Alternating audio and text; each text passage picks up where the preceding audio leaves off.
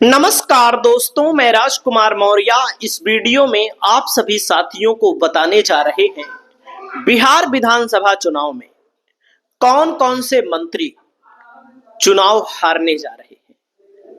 पूरी वीडियो को देखिएगा। आपकी जो भी राय हो, आप लोग अपनी राय को कमेंट करके बताइएगा।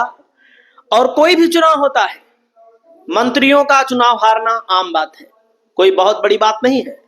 लेकिन दोस्तों, कौन कौन से मंत्री चुनाव हार रहे हैं? बिहार में तो दो उप मुख्यमंत्री भी हैं, एक सम्राट चौधरी, दूसरे विजय सिन्हा। इनमें से कौन कौन चुनाव जीत रहा है, कौन कौन चुनाव हार रहा है? दोस्तों, पहला नाम आता है लखीसराय विधानसभा क्षेत्र से विधायक हैं वर्तमान के, चुनाव लड़ रहे हैं विजय सिन्हा। लखीसराय इनका गढ़ कहा जाता है। विजय सिन्हा का कट्टर हिंदुत्व की छवि रखते हैं। दोस्तों, यहां पर पिछली बार 10,000 वोटों से चुनाव जीते थे अमरेश कुमार से, और अब की बार फिर अमरेश कुमार कांग्रेस के प्रत्याशी से ही मुकाबला है। और मैं दावा कर रहा हूं रिजल्ट आएगा तो आप रिजल्ट में देखिएगा कि विजय कुमार सिन्हा हो सकता है चुनाव हार जाए। क्योंकि अभी एक मामला सामने आया था, अभी आप लोगों ने सोशल मीडिया पर देखा भी होगा कि जनता उनका विरोध कर रही थी क्योंकि उन्होंने कोई काम नहीं किया है। काम किया हो या ना किया हो, जहां पर काम नहीं हुआ रहता वहां की जनता नाराज रहती है। गोबर फेंके गए उनके ऊपर, तो उन्होंने कहा कि ये आरजेडी के गुंडे हैं। लेकिन सच क्या निकला? वहां के अधिकारी ने बताया कि जनता इनसे नाराज है। सरकारी अधिकारी ने बताया, निर्वाचन आयोग के अधिकारी ने बताया कि जनता इनसे नाराज है, इसीलिए ऐसा किया। हालांकि धमकी भी दी गई यादवों को लेकर के उनके द्वारा कि सरकार अगर आ जाएगी तो बहुत बड़ा खेला कर देंगे, कार्यवाही करवा देंगे, कर देंगे, वे कर देंगे। लेकिन जो भी हो दोस्तों, लखीसराय में विजय सिन्हा चुनाव हार रहे हैं। अगर आप लोग हमारी बात से सहमत हैं तो कमेंट करिएगा। बाकी दोस्तों, कुढ़नी विधानसभा क्षेत्र से केदार प्रसाद गुप्ता विधायक भी हैं, लड़ रहे हैं, मंत्री हैं वर्तमान में। बबलू कुशवाहा कुढ़नी विधानसभा क्षेत्र से आरजेडी महागठबंधन के प्रत्याशी हैं। कुढ़नी विधानसभा में भी केदार प्रसाद गुप्ता लगभग हार चुके हैं चुनाव जीतने की कंडीशन में नहीं है। अगला नंबर आता है दरभंगा नगर से संजय सरावगी, विधायक हैं वर्तमान के, मंत्री हैं वर्तमान में। और मैं आपको बताना चाहूंगा, यहां पर उमेश सहनी वीआईपी की पार्टी से मुकाबला है। संजय सरावगी भी चुनाव हार रहे हैं। वहीं पर दोस्तों, कल्याणपुर से चुनाव लड़ रहे महेश्वर हजारी, इनका मुकाबला है रंजीत राम से।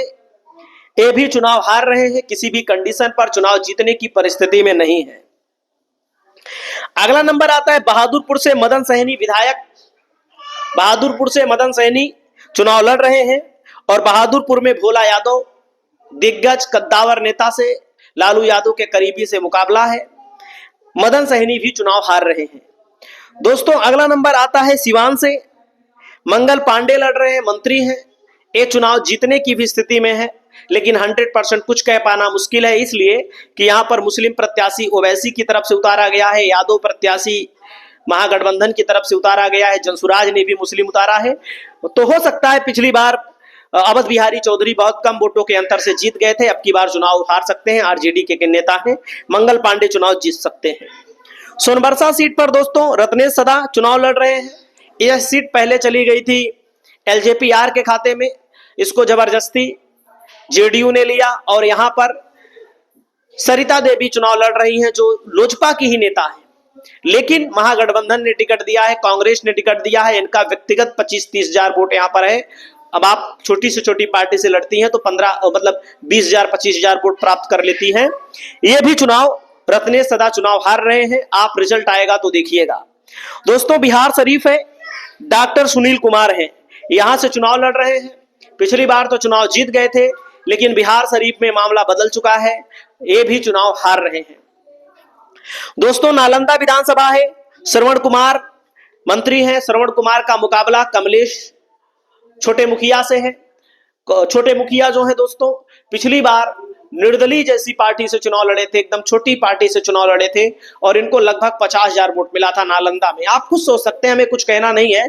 जो व्यक्ति किसी ऐसी पार्टी का नाम से चुनाव लड़े जिसके बारे में हम राजनीतिक वीडियो बना रहे हो, ना तो महागठबंधन का हिस्सा हो, ना एनडीए का हिस्सा हो, ना थर्ड फ्रंट का हिस्सा हो, उससे जो चुनाव लड़े 49-50,000 वोट प्राप्त कर जाए वो चुनाव जीतेगा ही जीतेगा। बिहार शरीफ में नालंदा में श्रवण कुमार चुनाव हार रहे हैं।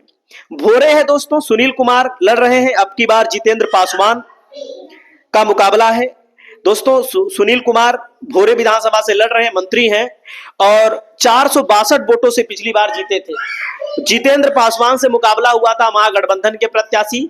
महागठबंधन का प्रत्याशी 462 वोटों से चुनाव हार गया था। आप लोग अनुमान लगा लीजिए, जो 462 वोटों से चुनाव हार गया था वो जीतेगा कि एनडीए का मंत्री चुनाव जीतेगा। दोस्तों अमनौर में श्रवण कुमार है। श्रवण कुमार दोस्तों पिछली बार 3681 वोटों से चुनाव जीत गए थे, मंत्री हैं अमनौर में जो लड़ रहे हैं, ये भी चुनाव हार रहे हैं। बांकीपुर में नवीन कुमार नितिन चुनाव जीत सकते हैं। साहेबगंज में पृथ्वीनाथ राय चुनाव हार रहे हैं। जाले में जीवेश मिश्रा के लिए 50-50 का मामला है। यानी कि जो मैंने नाम बताया ये पहले चरण के मंत्रियों का मुकाबला है।